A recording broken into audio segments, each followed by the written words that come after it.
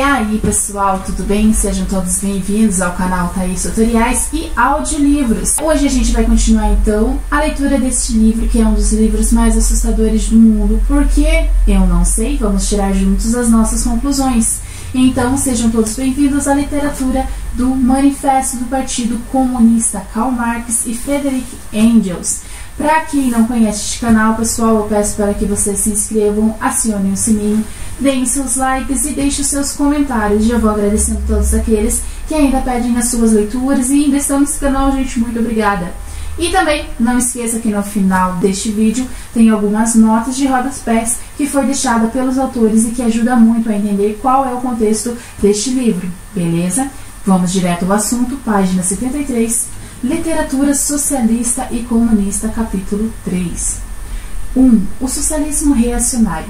A. O socialismo feudal. Por sua posição histórica, as aristocracias francesa e inglesa elas estavam chamadas a escrever panfletos contra a sociedade burguesa. Na Revolução Francesa, de julho de 1830, no movimento inglês pela Reforma, elas haviam sucumbido mais uma vez sob os golpes dessa odiosa revista. Para elas, não podia mais tratar-se de uma luta política séria. Só lhes restava a luta literária. Ora, mesmo no campo literário, a velha fraseologia da restauração se havia tornado impossível para suscitar simpatias. Era necessário que a aristocracia apresentasse ou aparentasse perder de vista os seus próprios interesses e formulasse seu ato de acusa contra a burguesia unicamente no interesse da classe operária explorada. Entregou-se assim à satisfação de compor canções injuriosas sobre seu novo senhor e ousou sussurrar-lhe ao ouvido profecias de maus agoros. Dessa maneira surgiu o socialismo feudal, em que se mesclavam lamentações e ridicularizações, ecos do passado e roncos surdos do futuro. Se por vezes a sua crítica amarga, mordaz e espirituosa faria e feria a burguesia no coração, sua incapacidade absoluta de compreender a marcha da história moderna sempre produzia um efeito cômico. Como bandeira, esses senhores desfraldavam a sacola do mendigo, a fim de atrair a eles o povo, mas sempre que o povo acorria, acabou percebendo que o reverso da bandeira estava ornando com os velhos brasões feudais e dispersava com sonoras e irreverentes gargalhadas.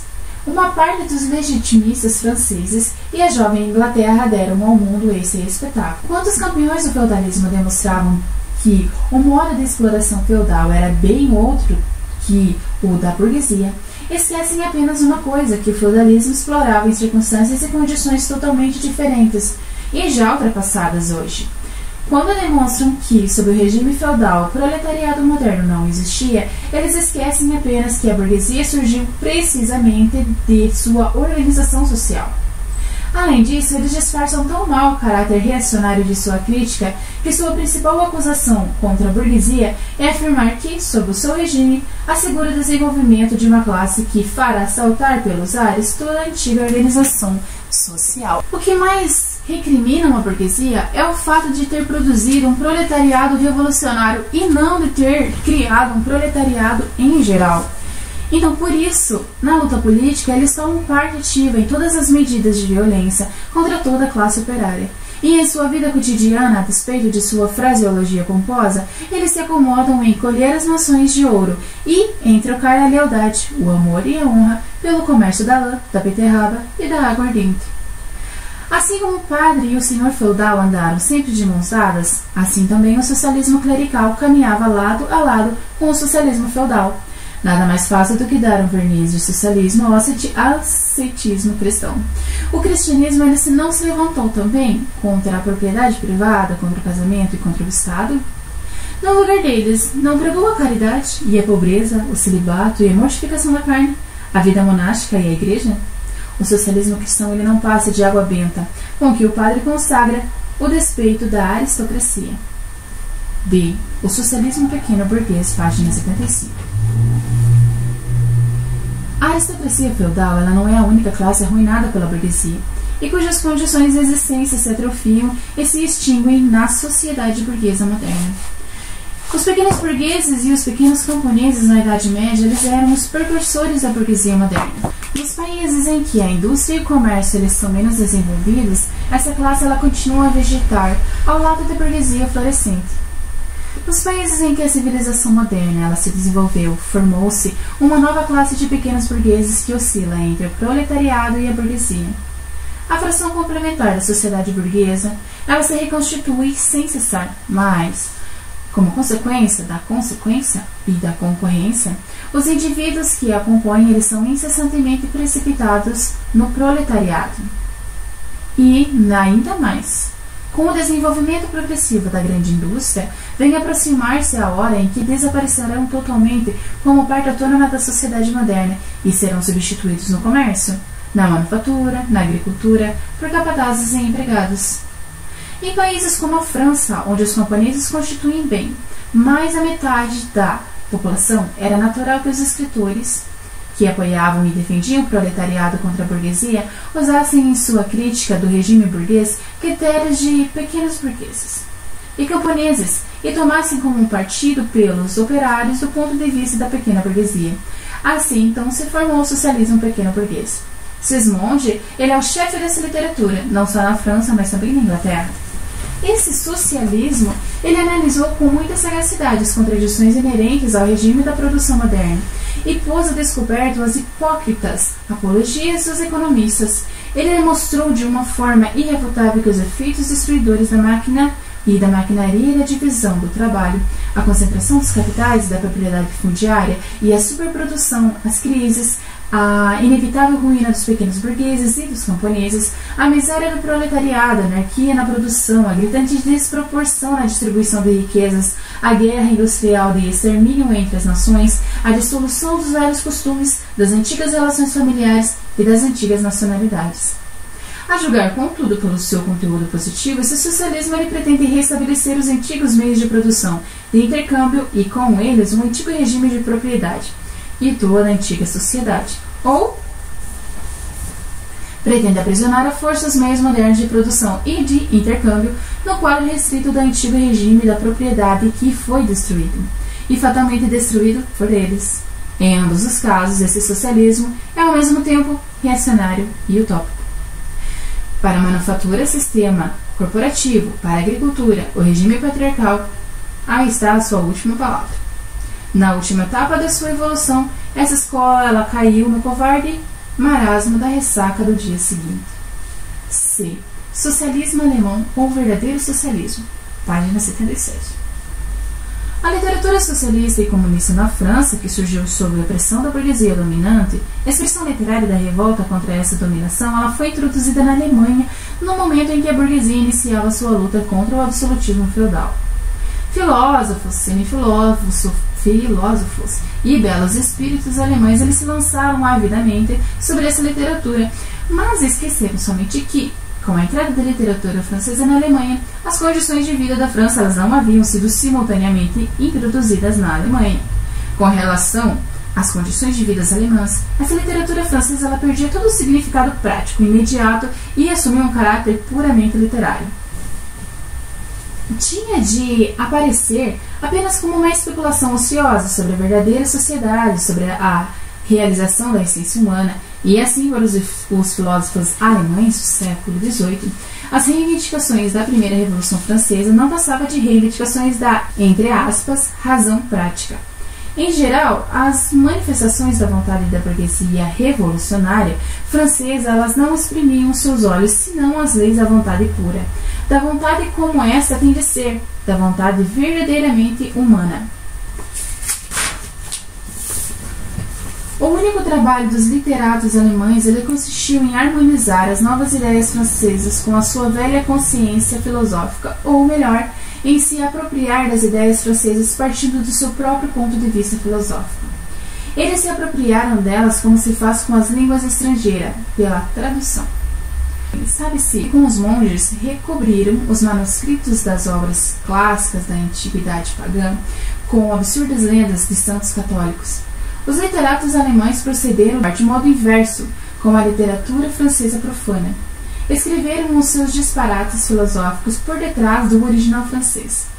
Por exemplo, por detrás da crítica francesa do regime financeiro, escreveram, entre aspas, a alienação da natureza humana.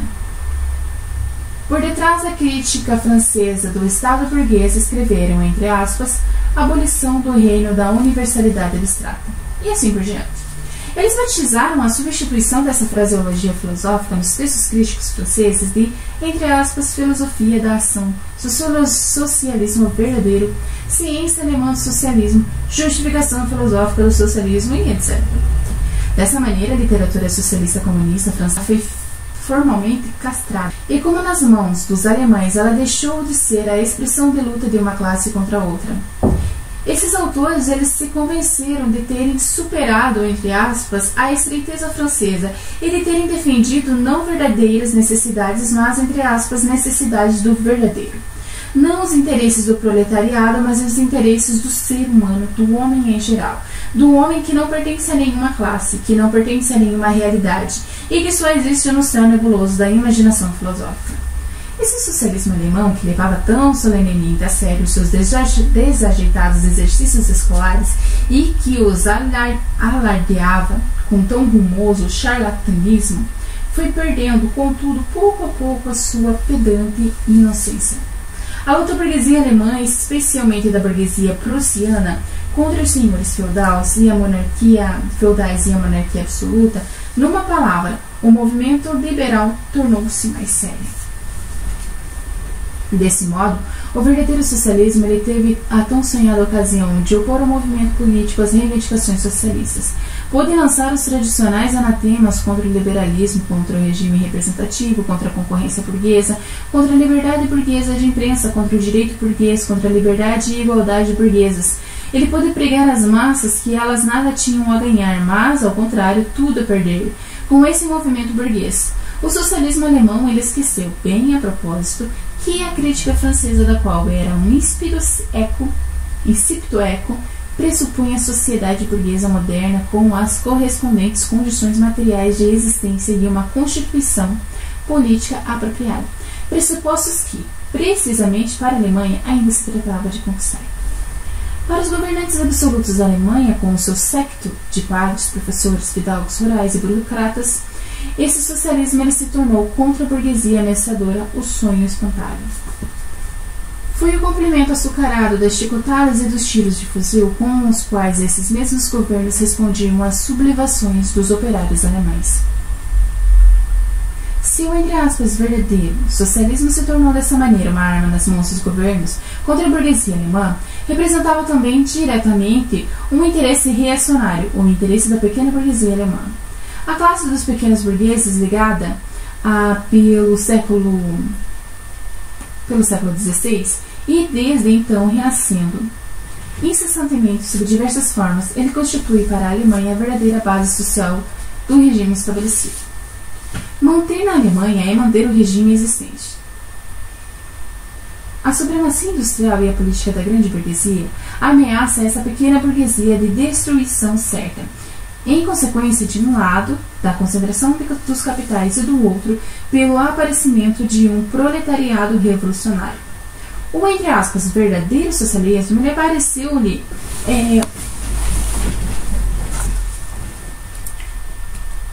pareceu-lhe capaz de matar 2 coelhos com uma cajetada só.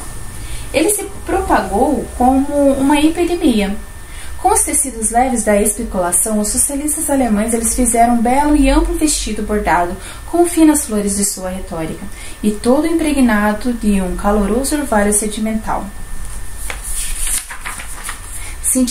e, com ele, vestiram o esqueleto de suas, entre aspas, verdades eternas, o que entre aquele público só serviu para ativar o escoamento de sua mercadoria. De sua parte, o socialismo alemão compreendeu cada vez melhor que a sua vocação era de representar com grande eloquência essa pequena burguesia. Proclamou que a nação alemã era a nação normal e que o pequeno burguês alemão era o homem normal. A todas as infâmias desse homem normal atribuía um sentido oculto, um sentido superior e socialista que as fazia significar o contrário do que realmente eram, e chegou até as suas últimas consequências, levando-se contra a tendência brutalmente destrutiva do comunismo e proclamando com que planava imparcialmente acima de todas as lutas de classe. Com raras exceções, todas as publicações pretensamente socialistas ou comunistas que circulavam na Alemanha pertencem a essa literatura suja e enervante. 2. Socialismo conservador ou burguês. Uma parte da burguesia, ela procura remediar os males sociais para consolidar a sociedade burguesa. E pertence à categoria os economistas, filantropos, os humanitários, os que procuram melhorar a situação da classe operária, os que procuram organizar a beneficência, proteger os animais, fundar sociedades de temperança. Numa palavra, os reformadores obscuros de todo tipo. E chegou-se até mesmo a elaborar esse socialismo burguês em sistemas completos, como, por exemplo, podemos citar a filosofia da miséria de Proudhon. Os socialistas burgueses, eles querem as condições de vida da sociedade moderna sem as lutas e os perigos que delas decorrem fatalmente. Eles querem a sociedade atual, mais expurgada dos elementos que a revolucionam e a dissolvem. Querem a burguesia sem o proletariado. A burguesia, como é natural, ela concebe o mundo em que domina como o melhor dos mundos. O socialismo burguês ele elabora mais ou menos a fundo essa representação consoladora em sistemas. Quando convoca os proletariado para realizar os seus sistemas e entrar na Nova Jerusalém, nada mais, no fundo, que convidá-los a se enquadrar na sociedade atual, mas também a renunciar à odiosa concepção que faz dela. Uma segunda forma do socialismo, menos sistemático, mas mais prático, procurou fazer os operários perder o gosto por todo o movimento revolucionário, mostrando-lhes que não seria esta ou aquela transformação política, mas somente uma transformação das condições da vida material, das relações econômicas que lhes poderiam ser de proveito. Por transformação de condições de vida material, contudo, esse socialismo ele não entende, de forma alguma, a abolição do regime burguês de produção, que é possível somente por meio da revolução, mas unicamente a realização das reformas administrativas na mesma base dessas relações de produção. Reformas que, por conseguinte, nada mudam as relações de capital e do trabalho assalariado, mas que, no melhor dos casos, só fazem reduzir para as burguesias os custos de sua dominação e simplificar o orçamento do Estado. O socialismo burguês, então, só atinge a sua expressão adequada quando se torna uma simples figura de retórica. Câmbio livre no interesse da classe operária. Taxas protecionistas no interesse da classe operária. Prisões e celas no interesse da classe operária. Essa última palavra do socialismo burguês e essa única pronúncia seriamente.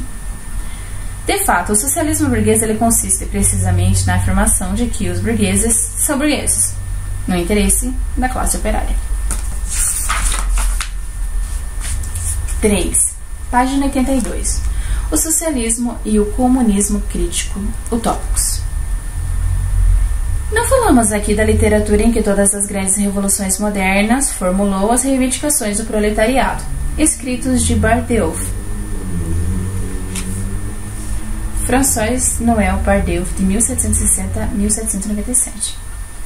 As primeiras tentativas diretas do proletariado para fazer prevalecer os seus próprios interesses de classe, realizadas numa época de efervescência geral, no período da derrubada da sociedade feudal, falharam necessariamente em decorrência do estado embrionário do próprio proletariado, bem como na ausência das condições materiais de sua emancipação, condições que são precisamente o produto da época burguesa.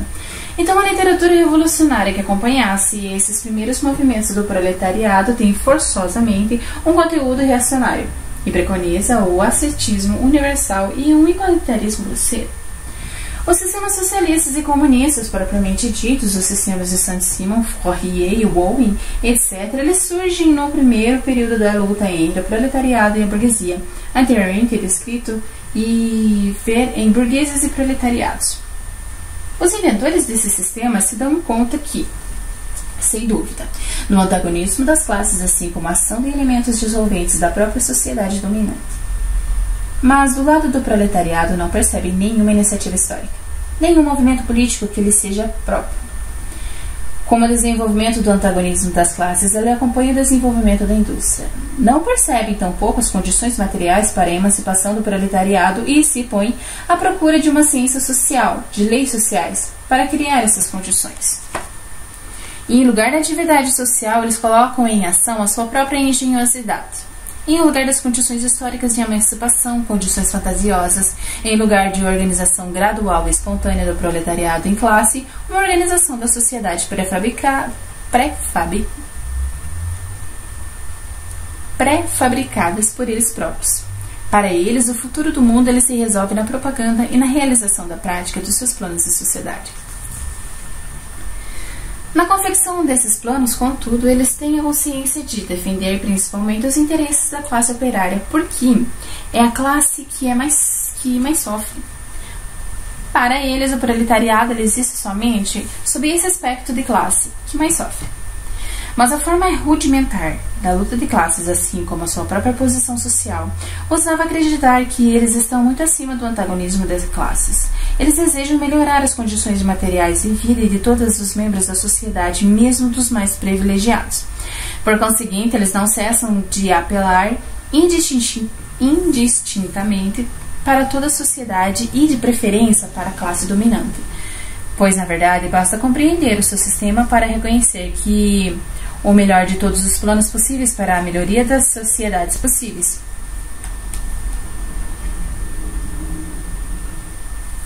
Por isso, eles rejeitam toda ação política e, particularmente, toda ação revolucionária.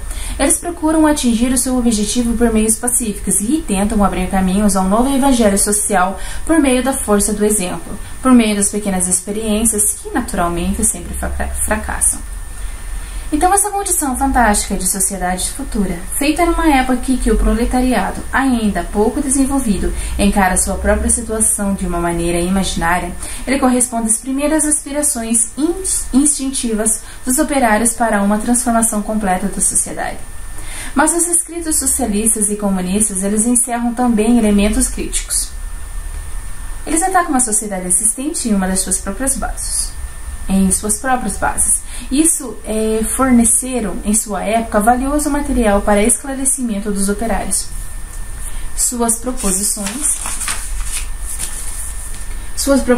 positivas referentes à sociedade futura, como a supressão do antagonismo entre a sociedade e campo, a abolição da família, do lucro privado, de todo o trabalho assalariado, proclamação da harmonia social e transformação do Estado numa simples administração de produção. Todas essas proposições nada mais fizeram do que anunciar o desaparecimento do antagonismo das classes, antagonismos que começam somente a se desenhar e que os inventores dos sistemas eles só conhecem as suas primeiras formas indistintas e confusas. Por isso, essas proposições têm ainda somente um sentido puramente utópico. A importância do socialismo e do comunismo críticos tópicos está na razão inversa do desenvolvimento histórico. À medida que a luta de classes se acentua e ela toma forma, essa maneira de se elevar acima dela pela imaginação, essa oposição imaginária que se faz contra ela, perde todo o valor prático, toda a justificação teórica. É por isso que, sob muitos aspectos os autores desses sistemas eram revolucionários, as seitas que os seus discípulos formam, elas são sempre reacionárias. Pois esses discípulos, eles se obstinam em manter as velhas concepções dos seus mestres, apesar da evolução histórica do proletariado. Procuram, portanto, e nisso são consequentes em atenuar uma vez mais a luta de classe e conciliar os antagonismos. Eles continuam a sonhar na realização experimental de suas utopias sociais. Estabelecimento de falancérios isolados, criação de colônias internas no país, fundação de uma pequena icária, a edição de Indoce na Nova Jerusalém. E para a construção de todos esses castelos no ar, se veem obrigados a apelar ao coração e aos bolsos dos filantropos burgueses. Pouco a pouco, eles caem na categoria dos socialistas reacionários ou conservadores, anteriormente descritos, e deles se distinguem apenas um pedantismo mais sistemático e uma fé supersticiosa e fantástica ou fanática na eficácia milagrosa de sua essência ou ciência social. Ele se opõe, portanto, encarniçadamente em toda ação política da classe operária, uma vez que semelhante ação, segundo o parecer deles, não podia provir senão de uma cega falta de fé no Evangelho, que seria o novo Evangelho. Os Ounieistas na Inglaterra e os Fourieristas na França, eles reagem contra os cartistas e contra os reformistas, respectivamente. Página 87, capítulo 4. Posições dos comunistas diante dos diversos partidos de oposição. De acordo com o que dissemos no capítulo 2, a posição dos comunistas com relação aos partidos operários já constituídos se explica por si mesma e, por conseguinte, com relação aos cartistas na Inglaterra e aos reformadores agrários da América do Norte. Os comunistas eles lutam pelos interesses e pelos objetivos imediatos da classe operária, mas, no movimento presente, eles defendem e representam ao mesmo tempo o futuro do movimento. Na França, os comunistas se aliam ao Partido Democrático Socialista, contra a burguesia conservadora e radical, reservando-se o direito de criticar a fraseologia e as ilusões ligadas pela tradição revolucionária. Na Suíça, eles apoiam os radicais sem deixar de reconhecer que esse partido é composto por elementos contraditórios. Em toda a parte socialista e democráticos, na ação ou acepção francesa da palavra, em parte burgueses radicais. Na Polônia, os comunistas eles apoiam o partido que vê numa revolucionária agrária a condição de libertação nacional, isto é, o partido que desencadeou a insurreição de Cracóvia em 1846. Na Alemanha, o Partido Comunista ele luta junto com a burguesia, sempre que esta assume uma posição revolucionária contra a monarquia absoluta, a propriedade fundiária e a pequena burguesia. Mas, em momento algum, o Partido Comunista ele deixa de despertar nos operários uma consciência clara e nítida do antagonismo violento entre a burguesia e o proletariado, para que os operários alemães, na hora aprazada, saibam converter as condições políticas e sociais criadas pelo regime burguês em outras tantas armas contra a burguesia, a fim de que, tão longo tenham sido destruídas classes reacionárias na Alemanha, possam começar a luta contra a própria burguesia. É para a Alemanha que se volta particularmente a atenção dos comunistas, porque a Alemanha está às vésperas de uma revolução burguesa, porque vai realizar a revolução em condições mais avançadas de civilização europeia, com um proletariado muito mais desenvolvidos do que a Inglaterra no século XVII e o da França no século XVIII. E por quê? Por conseguinte, a revolução burguesa alemã ela só poderá ser imediato prelúdio de uma revolução proletariada. Numa palavra, em toda parte os comunistas eles apoiam todo o movimento revolucionário contra a ordem social e políticas existentes. Em todos esses movimentos põe-se em destaque a questão da propriedade, qualquer que seja o seu grau de evolução que possa ter alcançado como a questão fundamental do movimento. E finalmente os comunistas eles trabalham pela união e pelo entendimento entre o Partido Democrático de todos os países. Então os comunistas eles se recusam a dissimular as suas opiniões e seus projetos. Eles proclamam abertamente que os objetivos eles não podem ser alcançados senão pela derrubada violenta de toda a ordem social passada, que as classes dominantes elas tremam diante de uma revolução comunista, que os proletários nada tenham a perder a não ser as suas cadeias, para que eles tenham então um mundo a ganhar. Assim, o livro ele termina com a frase em negrito: proletariados de todos os países, univos.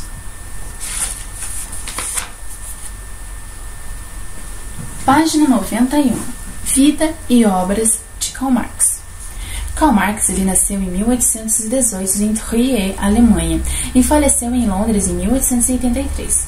Ele é o segundo filho de um advogado liberal de confissão judaica convertido ao protestantismo. Karl Marx estudou direito nas universidades de Bonn e de Berlim, onde passou a se interessar particularmente pela história e pela filosofia.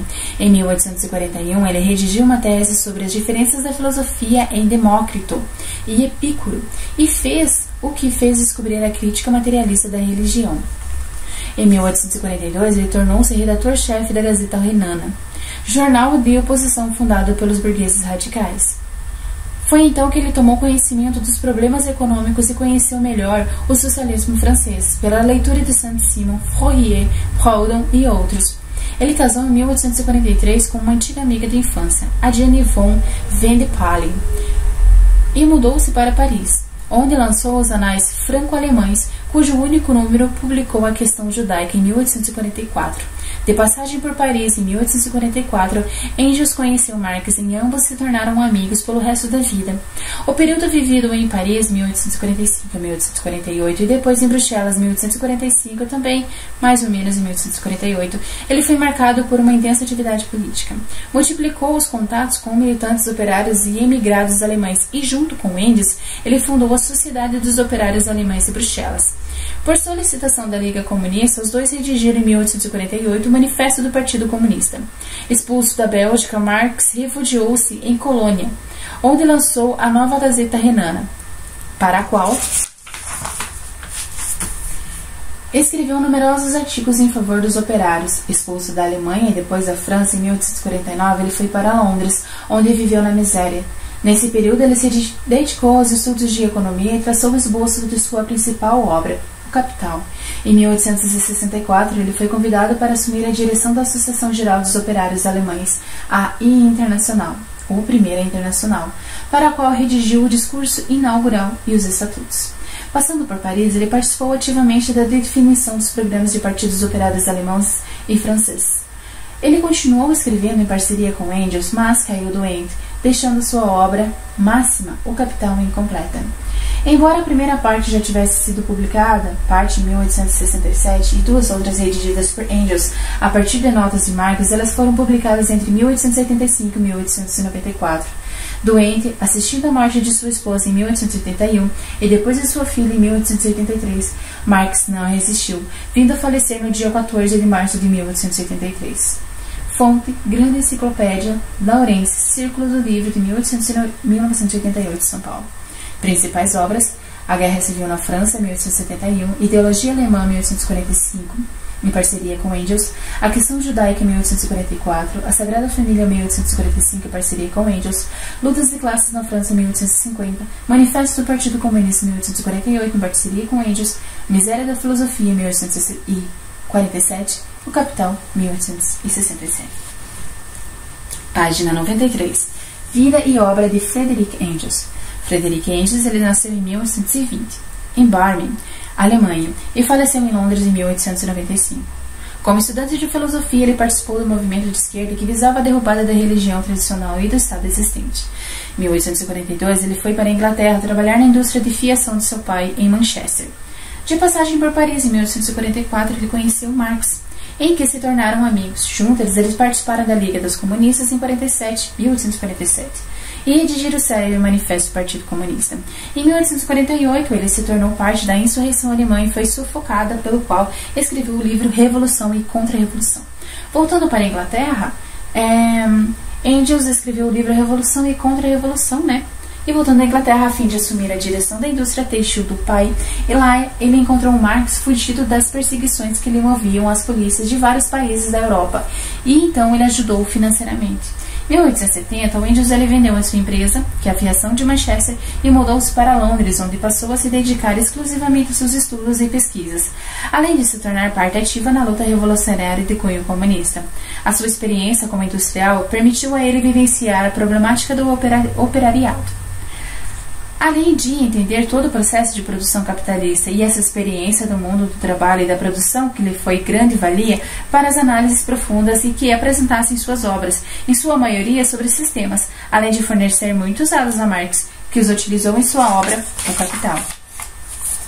Principais obras de Engels O Manifesto do Partido Comunista, A Situação da Classe Trabalhadora na Inglaterra, 1872, A Sagrada Família, 1845, em parceria com Marx, Ideologia Alemã, em parceria com Marx, Revolução e Contra-Revolução na Alemanha, 1852, o Anti-Düring, 1883, A Dialética da Natureza, 1883, A Origem da Família e da Propriedade Privada e do Estado, 1884. Ok, pessoal, daqui, não esqueçam então, a gente vai observar algumas notas. Caso seja do seu interesse, podemos continuar. Se não, muito obrigada, pessoal. Não esqueça de se inscrever no canal, deixar o seu like e os seus comentários, hein? Notas dos autores. Nota página 73. Revolução Francesa de julho de 1830.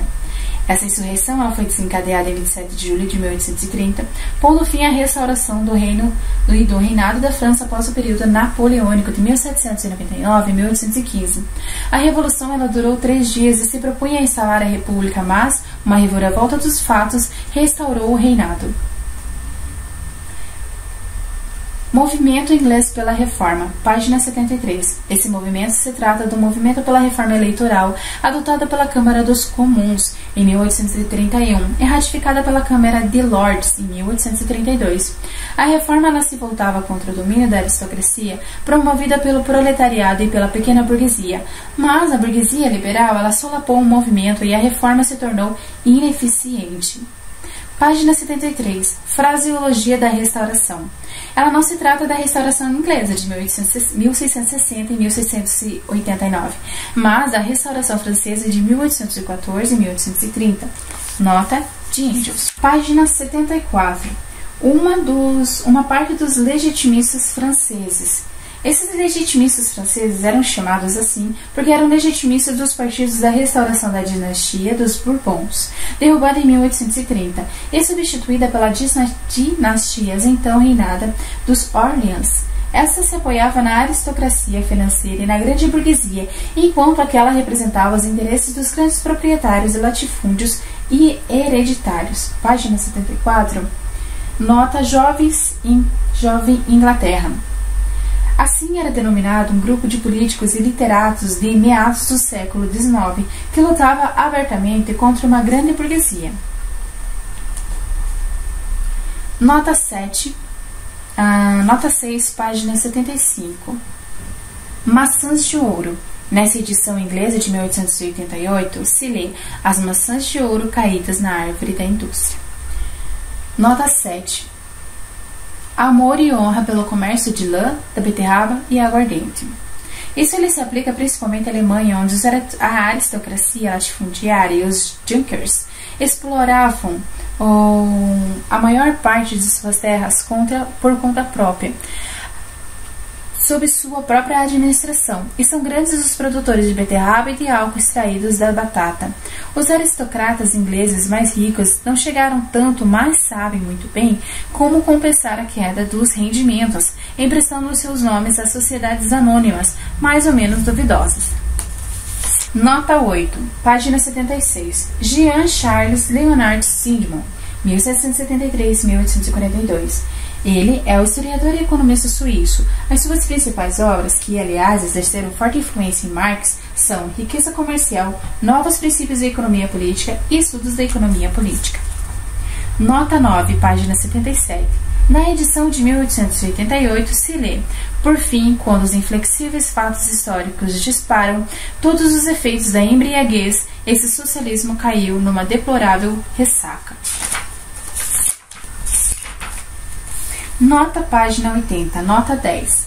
A tempestade revolucionária de 1848, ela varreu toda essa lamentável escola e tirou aos seus defensores o desejo de continuar especulando com o socialismo. O principal representante desse tipo de escola é o Sr. Karl Grün, nota de Engels, na edição alemã de 1890.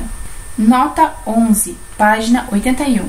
Pierre-Joseph Proudhon, 1809-1865, teórico e político e economista francês. A sua obra Philosophe la Misérie. Marx respondeu com um livro intitulado Miséria da Filosofia. Página 82, nota 12. François Noël Babeuf, 1760-1797, revolucionário socialista francês, defendeu a coletivação das propriedades produtivas e a administração comum das riquezas. Ele foi preso e condenado à morte. Nota 13, página 82. Claude Henry de Rouvroy, Conde de Saint-Simon, 1760-1825, filósofo e economista socialista francês, defendia a produção em cooperativas. Robert Owen, 1771-1858, filantropo e socialista inglês, defendia a organização da produção em cooperativas e fomentava o sindicalismo. Nota 14, página 84. Phalanstérios eram as colônias socialistas segundo o projeto de Charles Fourier. Icária foi o nome dado por Cabot à sua utopia e, mais tarde, à sua colônia comunista na América.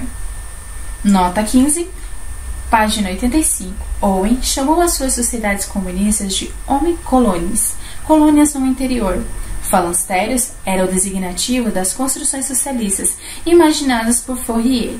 Chamava-se Icária, o país utópico, cujas instituições comunistas Cabot descreveu. Nota Engels, 1890. Página 87, capítulo 4. Esse partido ele era representado pelo parlamento de Londres-Rollin, na literatura por Louis Blanc, na imprensa diária por Le Réformé. O nome social-democracia ela significava, no pensamento dos seus inventores, uma seção do Partido Democrata ou Republicano com uma tintura mais ou menos socialista. Nota de Engels, na edição inglesa, 1888. Nota capítulo 4, página 88. Aqui ela continua, e que ela se chamava o Partido Socialista Democrático da França e era representado na prática como política por Ledru-Rollin e na literatura por Louis Blanc. Ela estava, pois, a milhares de léguas na social-democracia alemã nos nossos dias. Isso aí, pessoal. Essas eram as notas dos autores, principais notas, todas descritas a partir das observações de Engels. Então, não se esqueça, se vocês gostaram desta leitura, deste áudio, deixe seus comentários, continuem se inscrevendo e convidando seus colegas, seus amigos, seus professores, todo mundo para se inscrever neste canal, acionar o sininho, deixar os seus comentários e, por favor, os seus likes. Muito obrigada por quem não desistiu desse canal e nos ouvimos no próximo vídeo. Até mais e a gente se vê, pessoal!